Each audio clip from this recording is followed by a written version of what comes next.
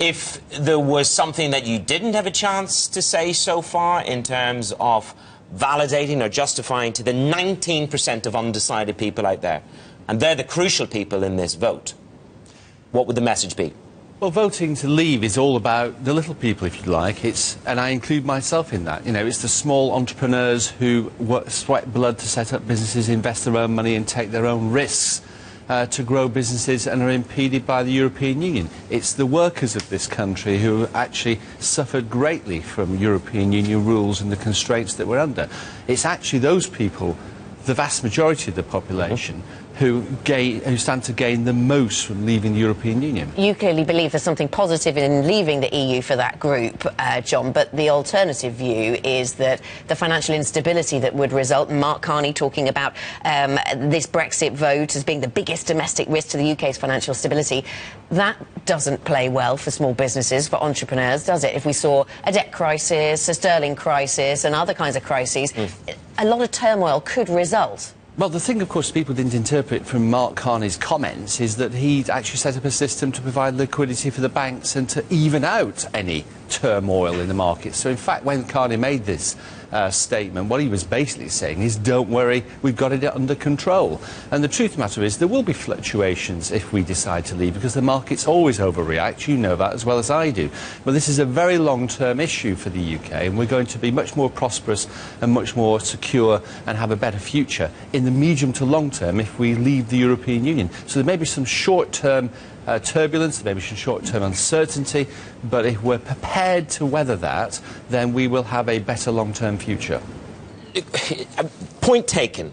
And we talk about the longer term. We've had a variety of vested interests, and let's put it that way, a variety of vested interest city folk come in here and say the UK as a whole employs about 300,000 people in financial services. 15% of those jobs could be at risk and would leave. Warning shots from HSBC and ING. There is a very real risk, John, that in that protracted period of renegotiation, that companies might not continue to invest here, but to continue to invest elsewhere in Europe in finance. 15% of our job losses on the wire here. Well, I have a few comments about that, of course. I mean, first of all, there's been a recent report that said that actually the financial services sector won't be at risk. Secondly, the very companies that are saying that there'll be a big problem are the same people that said it would have been a disaster if we didn't join the Eurozone. And absolutely nothing happened. In fact, the UK economy continued to grow.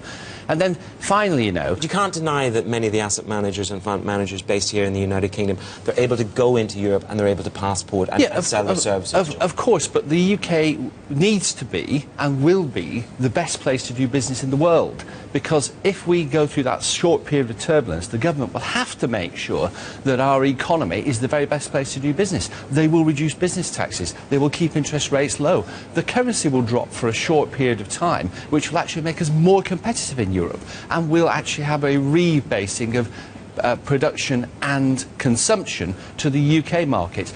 Actually, costs will fall because tariffs and quotas for food products, for example, will be removed, which will help us to import food products at lower prices. There's a whole range of things that will happen, and I can guarantee they will happen, but in the long term, we'll actually have a much better economy and better place to do business, and we'll be able, during that period, to make our own trade deals with third countries. We'll come back to that trade conversation, because you're making quite a lot of assumptions there about things that will happen. I mean, Jane, you're sitting here listening to this. You are in the markets on a daily basis. Paint a picture for us of what kind of volatility you would expect to see in markets and how long-lived it will be around a Brexit. Well, I think we know that currencies generally, and I'm a foreign exchange strategist, don't like political uncertainty, and hence we've had the volatility in pound. We saw it again yesterday. We had it in February. Sterling is very vulnerable on this. Now, from the market's point of view, the markets like certainty, and therefore sterling would certainly perform better on a Remain vote, and I don't think you deny that.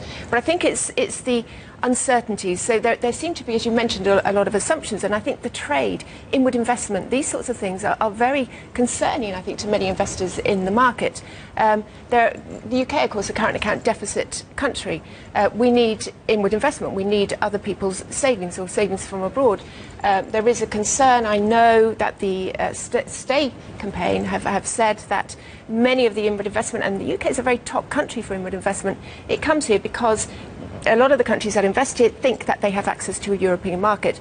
There is uncertainty about those tariffs. You assume, of course, that the tariffs may go, but we can't guarantee that.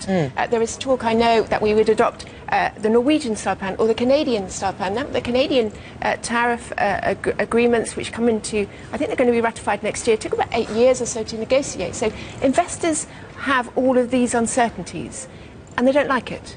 And you'd vote for that, John? As a businessman, you'd vote for that kind of uncertainty? I would vote for medium to long-term certainty, medium to long-term better environment for business to do business. Now, you know, inward investment comes here because people believe this is a secure place to put their money, and actually it's a market that has great potential for business growth. That's going to improve when we leave the European Union.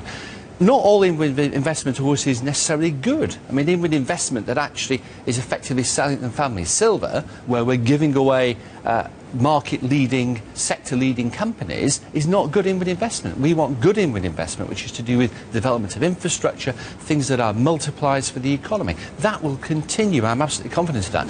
I spoke to a lot of ambassadors of countries that are outside the European Union with whom we do business.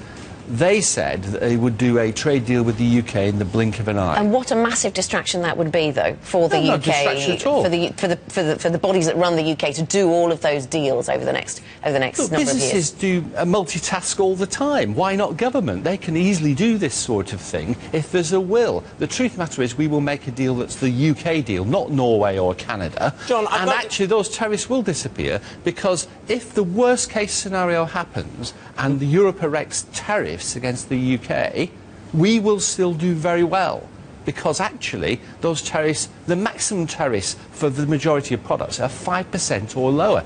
The currency changed in value 7% in the space of a week. You know, these things are rounding errors. It's all scaremongering. But with the interest of holding together the European project, they might decide to make a special case of Britain and deliberately be quite tough in those negotiations. Right now, then you get a rebalancing of the economy towards the UK. Right now, for example, we don't have a trade deal with the United States of America. We actually have a trade surplus in services with the US, which is 4.5 times bigger than the trade surplus we have with the European Union. You know, we have a massive trade deficit with Europe. If Germany wants to lose its number one export market, 45% of the exports of this country do go to Europe. I caught up with Martin Schulz. I have never interviewed anybody who sat with so much vehemence and determination when I said to him what would happen in terms of negotiating this trade agreement, that your campaign would say would get done and it would be expedited and we'd get there and we'd get a jolly good deal. I have never heard anybody as vitriolic in my life saying no, nine, closed. And that's a message that you guys don't want us to get in terms of when we're making our decision. The reality of it is Europe is not going to roll out a red carpet for you, Joe. Of course not. And they're going to make your life a misery. What I'm saying is very simple. If Europe doesn't roll out a red carpet and they put up trade barriers, we will do very well, because the worst case scenario for the UK is actually very good. But the truth of the matter is, we are Germany's number one export market. Are they going to want to stop selling us motor cars, refrigerators and vacuum cleaners? I don't think so. And it's not governments that actually make trade, it's people and businesses. Governments only get in the way. Are you going to advocate the World Trade Agreement rules? Is that what you're going to advocate for in the Leave group? We want World Trade Agreement rules, most favoured nation status? Well, WTO applies come what may. It's the fallback position. The truth of the matter is, however, that Europe will negotiate trade deals because it's economically rational to do so.